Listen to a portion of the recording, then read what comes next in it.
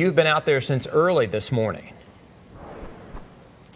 I have, Paul, and I got to tell you, it's probably the quietest it's been out here outside of the governor's temporary residence here in St. Paul since about 4:30, 5 o'clock this morning.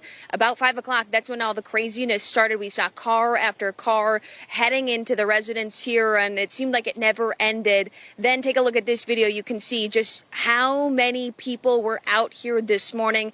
They were here as Governor Walz got into all of those vehicles and then made his way out of the residence. All of those people cheering him on and wishing him well as he goes to his new role as Harris's vice presidential nominee. Now, a big question is, what does this mean for Minnesota?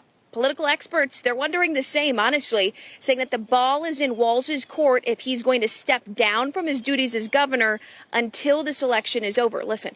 It's up to Governor Walz whether he temporarily leaves the state as a candidate and allows the lieutenant governor to operate as the acting governor.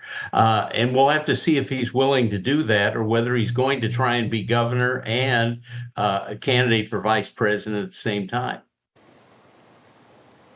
Now, Stephen Scheer, he says the next 3 months, it also means all of the good, the bad, and the ugly of Minnesota politics and Governor Tim Walz's decisions.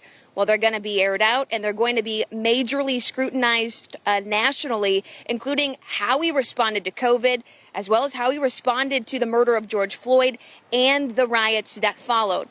And while many thought that Pennsylvania Governor Josh Shapiro, he was the for sure pick for this VP nomination here, Stephen Scheer says Shapiro's pro-Israel stance, that was divisive in the Democratic Party.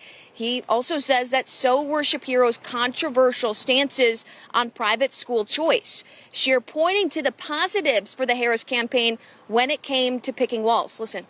Tim Walz, I think, was chosen for a number of reasons. First of all, he's been a solid progressive in government, as has Kamala Harris. So I think that they're ideologically very compatible. Second of all, he has presented himself well over the last few weeks, and I think that impressed her as well. So whether you agree or not, it is a big day here in Minnesota for politics. And now we know that Walz is going to be heading to Philadelphia tonight. That's where he will join Harris for a campaign event. Tomorrow, they are going to be in Eau Claire, Wisconsin, both of them for another campaign event. We know that the Trump campaign is sending their VP candidate, J.D. Vance, tonight to Philadelphia, as well as to Eau Claire tomorrow. And the Trump campaign, they have wasted no time attacking this decision by the Harris campaign. They say that Walz is the worst pick that she could have made for her VP.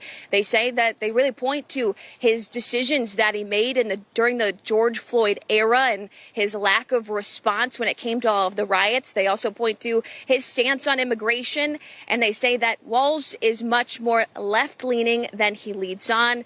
Again, a lot to watch here with just less than 3 months until the November election, Lee and Paul. Yeah, so many things happening quickly. You know,